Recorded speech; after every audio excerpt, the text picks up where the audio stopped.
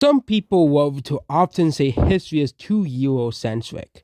History is too Eurocentric. Asia, Africa, North America, not really, and South America, and then the Middle East and India, of course, all the other parts of the world are too overlooked. Though, but what if alternate reality that said no? Civilization started in the Western Europe. Yes, this is a world, this is a civilization where it is 100% Eurocentric.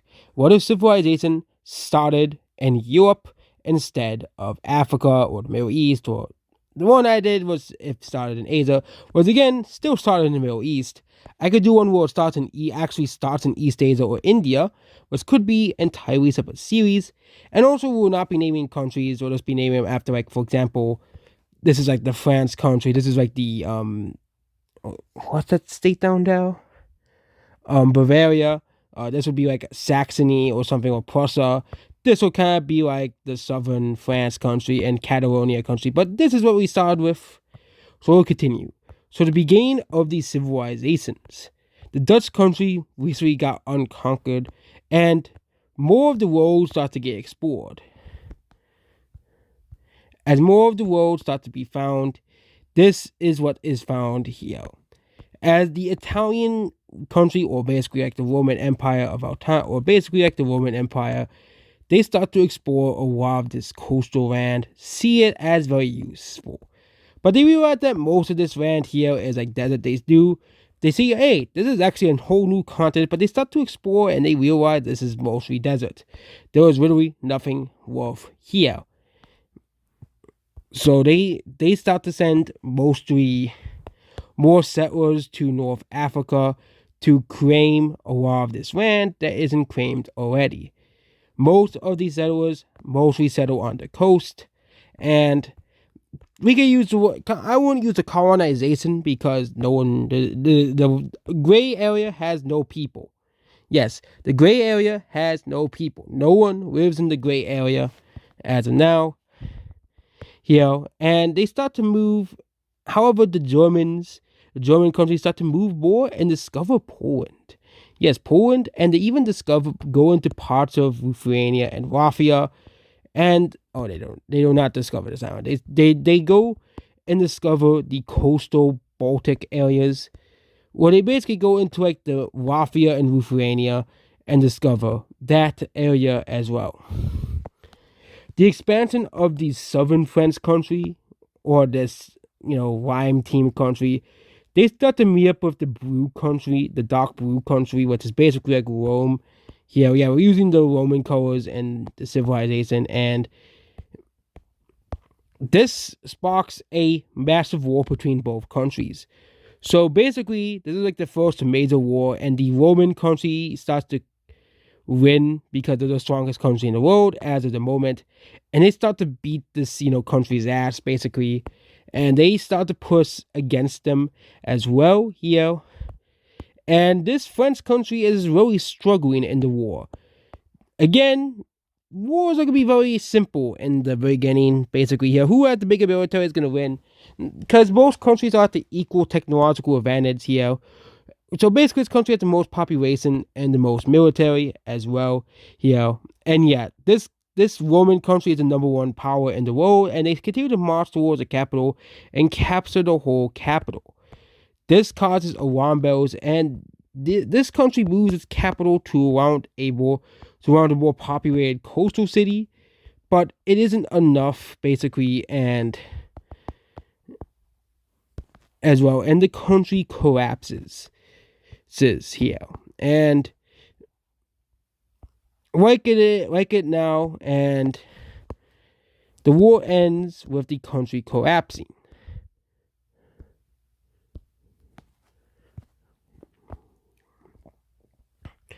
The Roman country gets most of the land, and a new country pops up, which was a puppet of the Roman country. Also because it's too similar to this color here. So its capital will be in the puppeted state, or the vassal will be down here, and its capital will be in that populated area. So basically, in the global power index, the Roman country, the Roman Empire country is the undisputable champion. 2 will be this German state, 3 will be the French country, 4 will be this country, 5 will be this country, 6 will be the Catalonian country, 7 will be the vassal because it's a vassal state. It's not going to be very powerful. However, there's going to be a new exploration into Iberia. Hispaniola is all the way over here, but into Iberia. This is a very important discovery as mostly the Roman country is reading the charts, and they discover a huge continent for resources and a small pinkish country right here. They do establish relations with this country, but I don't think it'll be for long. They do establish a border, and the Roman country seems very friendly at the beginning, but time will tell if this pinkish country will survive as well. They also start to explore into Portugal as well, and the Roman country starts to expand and surround them. This is cause panic for the pink team government as they are expanding the land. They also start to do small colonies down here, and it seems that this Roman country is very unstoppable at this moment. Yeah, they did start around here, but they did move to like Italy, and they continue to actually colonize Italy as they are the strongest country. They move all the way near to the bottom of the boot of Italy, but don't colonize boot of Italy because they are kind of overextending themselves. And this could be a big problem as they don't really have a hold on these colonies despite discovering them. And they lose the Spanish lands to the pink country. This causes them in the pink because basically they're overextending themselves. Because again, it's very early in history. This causes the Roman country, which is the, again, I think France is where it all started, but the Roman country and the Catalonian country to be enemies. Meanwhile, the French country starts to extend its borders even more further to the south as well, giving the French country even more control over the land, over the southern land as well.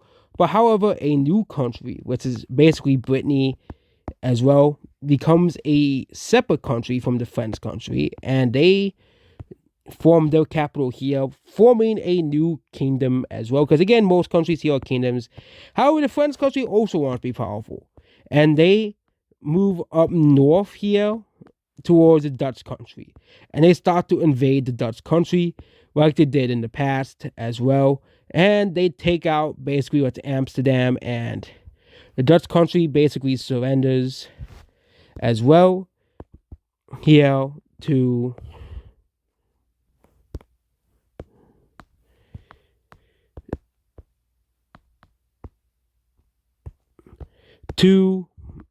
France. And France actually starts to move towards where Germany is, basically creating a rival to the Roman Empire as well. Because this is going to kind of be like Persia versus Rome the whole time. Because Persia has always been like the opposer of Rome. The Roman country does extend its, borders into Tunisia as well, and they start to explore a lot of this African, they dubbed the new continent Africa. That's basically what they dubbed the new continent. Not too surprising. And the Roman country starts to explore parts of the Balkan Peninsula, at least the very beginning, and they explore a little bit here, and also with the seafarer, and they discover these islands, basically. And also, a few people decided to actually sail towards, at this time, what they thought was like no one with like a giant, they thought was like more ocean here, like they thought that this was like a giant ocean. But however, a few small group of people landed on southern Greece, and they start to basically explore here, and they realize, because these guys are not really a part of they were sailors of the Roman country, but they create their own country as well, because they don't really know how to communicate back, so they create their own country, their own city, and eventually over a century, this becomes basically Greece. Greece is now founded as a country, and this might become a enemy of the Roman country as well. The Greeks start to explore, and they realize there's a massive amount of land here. It's again not as great as the Roman land that is here, but they do make with what they have, and Rome eventually realizes that there's this new country here, which is basically Greece, and Greece is, of course, the weakest country beside in the world at the moment because they're just the newest country in the world as well. Meanwhile, the German country, which is Bavaria, start to move in towards the basically creating a border with France. That's all that happens in this escapade with the border. However, the French discover and make a new discovery. They discover parts of the British Isles, and basically they start to settle it. Make a small settlement on the southern coast here as well, and they also start to expand their empire further south here into the nomad lands as well, and they start to basically create Greater France as well. This is a pretty big problem for the German countries because they did not expect this coming. And basically this starts a war between the two German countries, which both team up against the French countries. The northern German country expands this way because they don't like the fact that this country is becoming very expansionist, this French country. So they actually start to fight against the German country. The German countries actually start to have victories in the northern area. However, the French country starts to win against the Germans pretty easily as well. Because yes, the Germans have pretty meh geography. They're not really the best in, geography. Again, most of Germany is mostly flat plain. So they start to basically push back the Germans pretty quickly as well. But they can't really fight two countries at once here, which is a big problem. And it seems that the people in what is basically like Paris do not like this war and want to end the war. So basically, the peace treaty has been signed in this little area here. Here has been given away. Meanwhile, the other German country has basically created this flat line border. Basically, this is now known as the border. This is basically the iron. This is known as the wall border because the French country creates the wall of peace, which basically blocks off all trade from the German countries. This causes the German countries to explore into Eastern Europe, which has been mostly unexplored, but they start to explore it as well, and they discover a lot of Poland and also Czech Republic as well. The two German countries see this as an easy opportunity to gain a lot more land very quickly. So the southern German country expands its country, and the northern German country extends its land further east as well. Both of these countries have become significantly more powerful in terms of the power rankings, but they're not the most powerful countries in the world.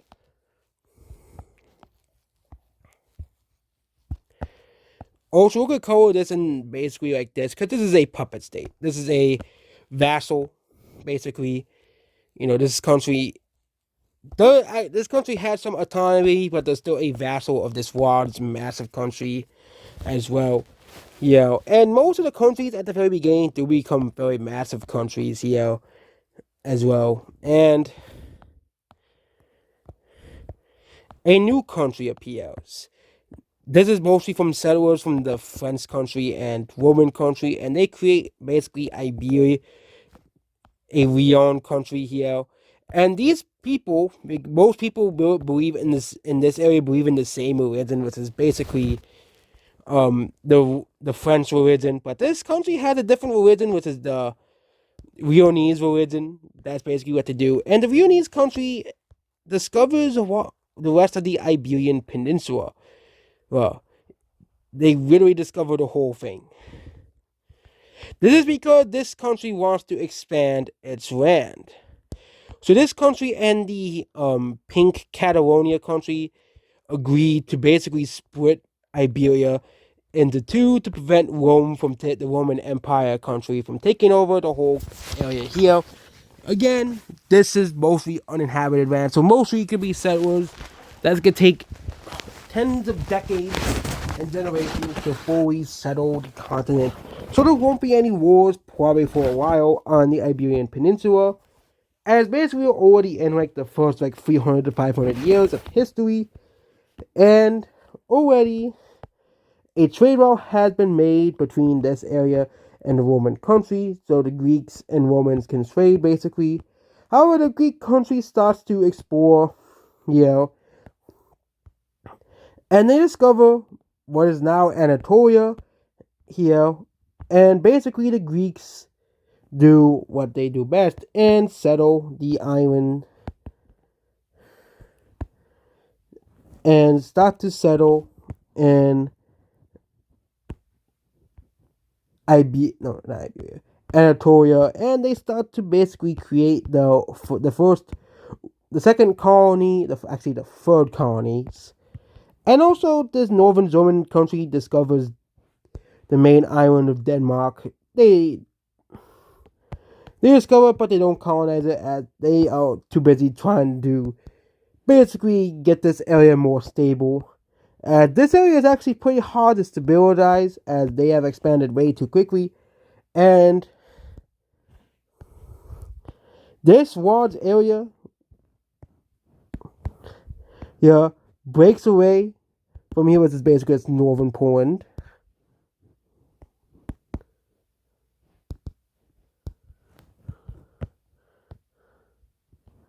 Here.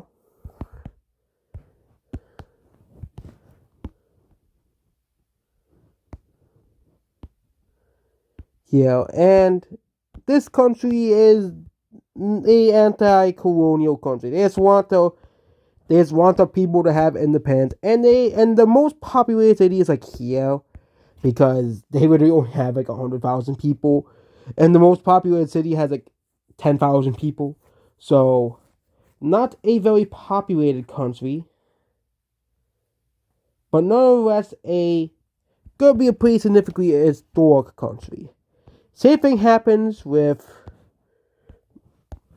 the Roman team and the Roman Empire country and this area. However, the Roman Empire does not want this area to leave, basically, because they know that this area, which is few in number because it's very early in history, they know that they don't want to have an enemy like the Greeks.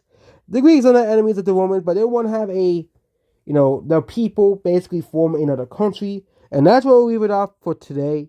For what if